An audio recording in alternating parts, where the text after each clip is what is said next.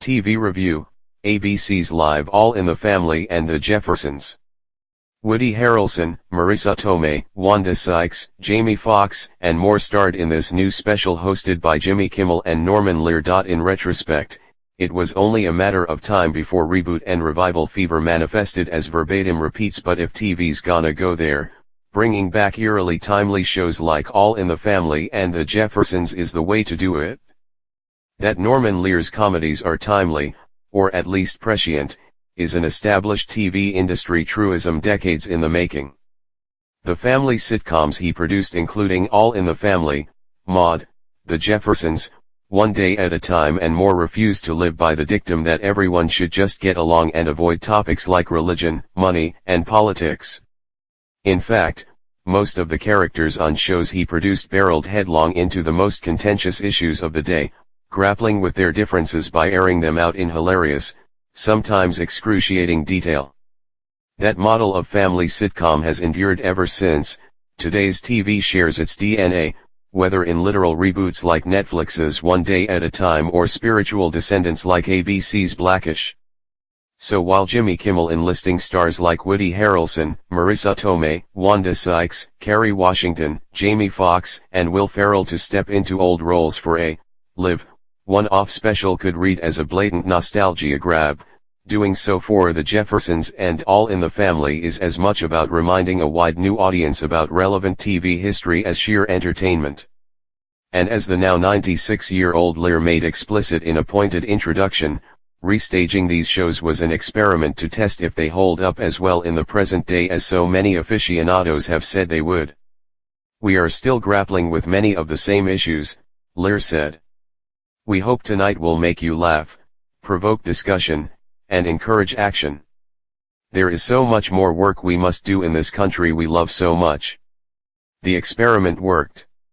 With meticulous attention to set detail and wig shapes, ABC's live staging of Henry's Farewell, All in the Family, and A Friend in Need, The Jeffersons, managed to feel both like an artifact of a nostalgic past and the urgent present. Performing the episodes word for word meant that, for instance, Archie, Harrelson, retained his notoriously ugly streaks of sexism and racism.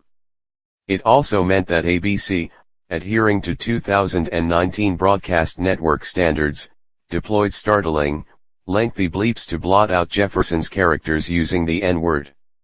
On the surface, the episodes are linked by writer and Jeffersons co-creator Don Nickell and the bombastic George Jefferson himself, played here by Fox, who made his first appearance in Henry's Farewell before launching his own spin-off with A Friend in Need.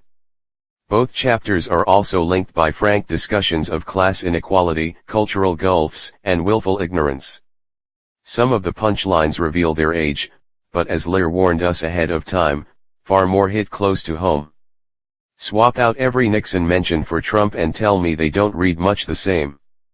That doesn't mean they became less funny, but the déjà vu does tend to create an extra depressing level to the proceedings." As for the performances themselves, most hewed close to straight-up impersonations to mixed effect. Harrelson's Archie, or more specifically, his attempt at Carol O'Connor's thick Queen's accent, didn't quite settle until after the first commercial break, while Fox got so caught up in mimicking Sherman Hemsley's tics that he flubbed a punchline and blurted, "It's Liv." Better off was Tomei, who stole just about every scene with her wide-eyed, full-throated commitment to Gene Stapleton's brand of quivering enthusiasm. Opposite these three in particular, Sykes immediately set herself apart by keeping her portrayal of Wheezy Jefferson closer to her own instincts than Isabel Sanford's, a grounded choice that paid off opposite Fox's broader impression. It helps that these core four were surrounded by able supporting players who, more often than not, have had ample experience on their own comedies born of the Lear tradition.